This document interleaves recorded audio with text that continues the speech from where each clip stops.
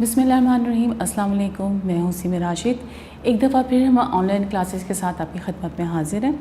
इस दफ़ा online classes का मकसद ये है कि जो न्यू एडमिशन्स या जो नए बच्चे क्लासेस में आए हैं वो इस ऑनलाइन क्लासेस से इस्तेफ़ादा हासिल कर सकें, ताकि छुट्टियों के बाद जब वो क्लासेस में आएँ, जमात में आएँ, तो उनके पढ़ाई का हरज ना हो।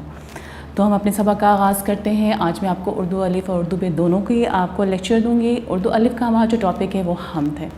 बच्चों, आप तो ये बचपन से ही पढ़ते आ रहे हैं कि हम्द का क्या मतलब होता है। हम्द से मुराद ऐसी नज़्म है जिसमें अल्लाह ताला की तारीफ़ बयान की जाए। तो मैं इसकी पहले रीडिंग करूँगी, उसके बाद इसके हम इसके सवालात करेंगे, सवालात के जवाबात मैं आपको बताऊँगी, अल्फाज मैंने अल्फाज दूँगी, और हमने इसका किताब का काम बुक वर्क ज़रूर करना है। ठीक है, तो हम अपने सबक का आगाज़ करते हैं। चलें जी, सबक कौन माने हम, पहले हम इसके तलफ़्फ़ुज़ सीखते हैं। पहला लफ्ज़ शबनम, क़दर, गुलकारियाँ, खालिक, दश्त, कौनो मकाम, जलवागरी, फलक। खुदा सबका खालिक है कौनो मकाम में, ये गुलकारियाँ जिस कदर हैं जहाँ में। कौनो मकाम से मुराद है दुनिया जहाँ, और गुलकारियों से मुराद है फूल बूटे बनाने वाला, यानी अल्लाह ताला के बारे में बताया गया है। फलक, चाँद, सूरज, ये रोशन सितारे, पहाड़ और दरिया, ये दिलकश नज़ारे। पहाड़ों से गिरते हैं पानी के धारे, कि शबनम ने फूलों के चेहरे निखारे।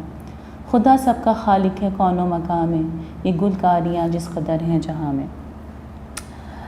इस शेर में अल्लाह ताला की कुदरत की निशानियाँ बताई गई हैं कि जिसकी खूबसूरती का कोई शुमार नहीं है। ये आसमान, चाँद, सितारे और पहाड़, दरिया, जिसकी वजह से ये दुनिया खूबसूरत लगती है, सब अल्लाह ताला ने ही बनाई है। सोचें ज़रा, अगर आसमान पर सितारे ना हों, चाँद ना नज़र आए, तो उसकी खूबसूरती मान पड़ जाएगी। इसी तरह सूरज अगर ना हो तो पूरी दुनिया में तारीकी छा जाएगी। इन तमाम चीज़ों का खालिक व मालिक अल्लाह वाहदहु ला शरीक है। उसने पहाड़ बनाए और इन पहाड़ों का सीना चाक करके उसमें से पानी निकाला, जिसको आबशार कहते हैं। वही ज़ात है जिसने खूबसूरत और रंग बिरंगे फूल बनाए, जिसकी वजह से कायनात हसीन लगती है।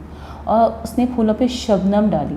शबनम औस को कहते हैं। ये पानी के छोटे छोटे से कतरे होते हैं जो सुबह के वक्त फूलों पर, पौधों पर पड़ते हैं। इसकी वजह से जब ये कतरे पड़ते हैं तो फूल जो हैं वो बहुत निखर जाते हैं, साफ़ सुथरे हो जाते हैं। दूसरा शेर है, खुदा की हर एक सिंध जलवा गरी है, कि नूरी फ़िज़ाओं से दुनिया भरी है। हर एक दश्त शादाब खेती हरी है, ये सब मेरे मालिक की कारीगरी है। खुदा सबका खालिक है कौनो मकाम में, ये गुलकारियाँ जिस कदर हैं जहाँ में। इस शेर में शायर खुदा की कुदरत बयान करता है कि दुनिया की हर शय से अल्लाह ताला की कुदरत झलकती है। कुदरत की हर शय में अल्लाह का जलवा नज़र आ रहा है, चाहे वो जंगल हों, चाहे वो खेतियाँ हों, चाहे वो पहाड़ हों। इन सब चीज़ों से पता चलता है कि हमारा रब कितना अच्छा मुसव्विर है, जिसने इतनी हसीन कायनात को तख्लीक किया, जिससे कुरान में भी अल्लाह का एक नाम अल-मुसव्विर है। ज़मीन का हर एक ज़र्रा चमका हुआ है, वो देखो कि सूरज भी निकला हुआ है। जिधर देखिए नूर फैला हुआ है, खुदा सारी दुनिया पे छाया हुआ है। खुदा सबका खालिक है कौनो मकाम में, ये गुलकारियाँ जिस कदर हैं जहाँ में। इस शेर में शायर जो है सूरज की खासियत बयान करता है कि जब सूरज निकलता है और अंधेरा छटता है तो कायनात की हर शय मुनव्वर हो जाती है, हर ज़र्रा चमक जाता है। ये रोशनी, ये चमक सूरज ही की बदौलत है। सूरज अल्लाह ताला की शानदार तख्लीक है। जिस तरह सूरज की शुआएँ पूरी दुनिया पे छा जाती हैं, फैल जाती हैं, बिल्कुल इसी तरह कायनात पर अल्लाह ताला छाया हुआ है। कोई भी चीज़ इससे पोशीदा नहीं, वो हर एक चीज़ से बाखबर है। तो बच्चों, इस हम्द का हासिल मफ़हूम ये हुआ कि अल्लाह हर शय पे कादिर है, वो रोज़ी जज़ा का मालिक है और अपने बंदों से बेहद मोहब्बत करता है। और इस मोहब्बत की वजह से उसने अपने कायनात अपने बंदों के लिए बनाई। अब हम पर ये लाजिम है कि हम सिर्फ उसी की इबादत करें और इसी से ही मदद मांगें। अब इसके हम अल्फाज मायने को समझते हैं। पहला लफ्ज़ खालिक, जिसका मतलब है पैदा करने वाला। दूसरा दश्त, जंगल, गैराबाद इलाका। गुलकारियाँ करना, फूल बूटे बनाना। फलक, आसमान। दिलकश, खूबसूरत, शादाब, सरसब्ज़। कौनो मकाम, दुनिया जहाँ। ज़रा, किसी चीज़ का निहायत छोटा टुकड़ा। अब आपका ये किताब का काम है कॉलम अलिफ को कॉलम बे से मिलाना है। आपने नज़्म तो पढ़ी है, जिस तरह फलक, चाँद, सूरज, ये रोशन सितारे। खुदा हर एक सिमत जलवागरी है, हर एक दश्त शादाब खेती हरी है। ज़मीन का हर एक ज़र्रा चमका हुआ है, खुदा सबका खालिक है कौनो मकाम है। اب ہم اس کے MCQs کرتے ہیں اور اس کی فلنگ دا بلینکس ہیں وہ کر لیتے ہیں۔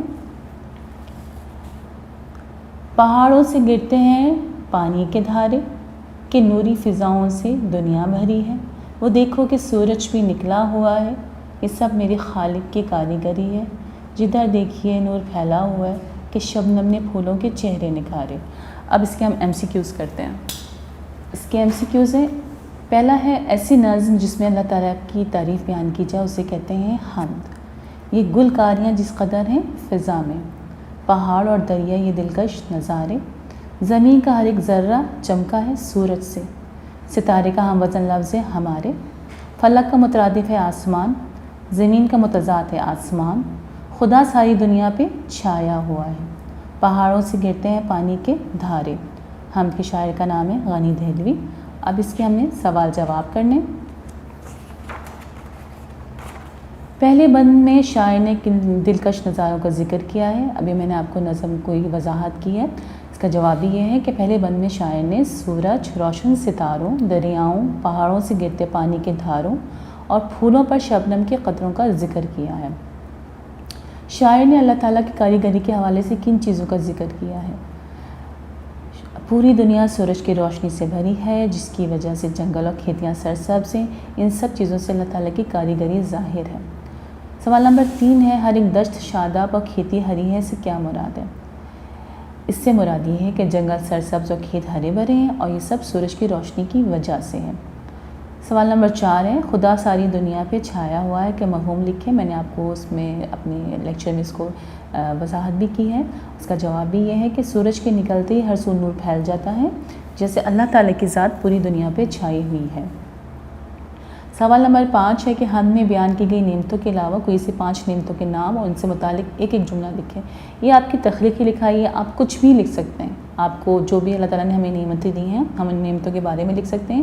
اب جس طرح آنکھ ہے، آنکھ سے ہم دیکھتے ہیں، کان سے ہم سنتے ہیں، پانی کے بغیر انسانی زندگی کا تصور نہیں، پانی بہت ضروری ہے انسانی زندگی کے لیے۔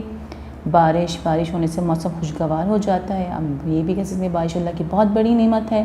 پاؤں سے ہم چلتے ہیں۔ اچھا بیٹا، ہم کے الفاظ جملے ہیں۔ پہلا لفظ ہے خالق، جس کا مطلب پیدا کرنے والا ہے۔ میں نے آپ کو پہلے ہی بتایا، آپ اس کا جملہ بنا سکتے ہیں کہ اللہ تعالیٰ تمام دنیا کا خالق ہے۔ اس طرح دلکش، پھر شاداب، شبنم کو ڈیو ڈراپس کہتے ہیں، اور پھولوں پہ شبنم کے قطرے بہت خوبصورت دکھائی دیتے ہیں، آپ اس طرح کے جملے بنا سکتے ہیں۔ فلک کا مطلب ہے آسمان، اللہ تعالیٰ ہمارے نبی کا نام فلک سے بھی اونچا ہے، آپ اس طرح کے جملے بنا سکتے ہیں۔ اب ہم اردو البے پر آتے ہیں۔ ہماری ہیں ورک شیٹس 1 تا 3، ہماری ورک شیٹس 1 سے لے کر 3 تک ہیں۔ اس میں جو کانسیپٹس ہیں وہ آپ نے اس میں سب معرفہ ہے، اور یہ کانسیپٹس آپ پہلے پڑھ چکے ہیں۔ اس میں جو نیا کانسیپٹس آئے ہیں وہ حروف تعسف ہیں اور مرکب الفاظ ہیں۔ تو اب ہم یہ جانتے ہیں کہ حروف تعسف کیا ہوتا ہے۔ حروف تعسف سے مراد وہ الفاظ ہیں جو افسوس کے مقام پر بولے جاتے ہیں، جیسے ہائے کاش، جیسے کسی کی کوئی چیز گم جاتی ہے ہم کہتے ہیں ہائے اس کی وہ چیز گم ہو گئی۔ خدا نخواستہ کسی کا انتقال ہو جاتا ہے ہم کہتے ہیں ہاں اس کا انتقال ہو گیا۔ مطلب وہ لفظ، وہ الفاظ، وہ ایکسپریشنز جو ہم افسوس کے مقام پر بولتے ہیں ان کو ہم حروف تعسف کہتے ہیں۔ مرکب الفاظ بھی ایک نیا کانسیپٹ ہے آپ کی ورک شیٹس میں۔ مرکب الفاظ سے مراد الفاظوں کو 2 بامعنی الفاظوں کے مجموعے کو مرکب الفاظ کہتے ہیں۔ اب جس طرح ہے آپ کی بیل گاڑی، ٹھیک ہے، بیل کا مطلب بھی الگ ہے، گاڑی کا مطلب بھی الگ ہے، لیکن یہ جب دونوں لفظ ملتے ہیں تو ایک نیا مفہوم بنتا ہے، ٹھیک ہے۔ جس طرح ہے طالب علم، طالب ایک الگ لفظ ہے، علم ایک الگ لفظ ہے، لیکن جب دونوں ملا تو ایک مفہوم بن گیا طالب علم۔ اس طرح پھول جھڑی، اس طرح خانہ کعبہ، بہت سارے الفاظ ہیں مرکب الفاظ۔ پھر ہمارا ایک کانسیپٹ ہے جی جملہ کلمہ محمل۔ آپ یہ اپنی پچھلی کلاسز میں بھی اس کے بارے میں ہم پڑھتے آ رہے ہیں، میں آپ کو دوبارہ بتا دوں۔ جملہ کسے کہتے ہیں؟ بامعنی لفظوں کا مجموعہ، جس سے ہمارا ایک جملہ بنتا ہے، جس کو ہم سینٹنس بھی کہتے ہیں۔ جس طرح سورج مشرق سے نکلتا ہے، میں پڑھتا ہوں، یا میں کھاتا ہوں، کچھ بھی اس طرح کے جملے جو بامعنی ہوں ان کو ہم جملہ کہتے ہیں۔ پھر ہمارا ہے جی کلمہ کہتے ہیں بامعنی لفظ، ٹھیک ہے، ایک بامعنی لفظ ہو، جیسے کھانا، جیسے سونا، جیسے جاگنا۔ اب کوئی شخص بولتا ہے جی کھانا، تو ہمیں پتہ چل جاتا ہے کہ اس کو یا تو بھوک لگی ہے یا وہ کھانا کھا چکا ہے، مطلب بامعنی لفظ ہے، اس کو ہم کلمہ کہتے ہیں۔ اور محمل کیا ہوتا ہے؟ محمل کہتے ہیں بے معنی لفظ جس کے کوئی معنی نہیں ہوتے. اردو گرامر میں محمل جو ہے لفظوں کی خوبصورتی کے لیے اور اس میں وزن میں جملے میں وزن پیدا کرنے کے لیے محمل الفاظ کا استعمال کیا جاتا ہے. جیسے ہے جی پانی وانی، اس میں جو وانی ہے وہ محمل ہے. سونا وونا، اس میں جو وونا ہے وہ محمل ہے. جاگنا واگنا، اس میں جو واگنا ہے وہ محمل ہے.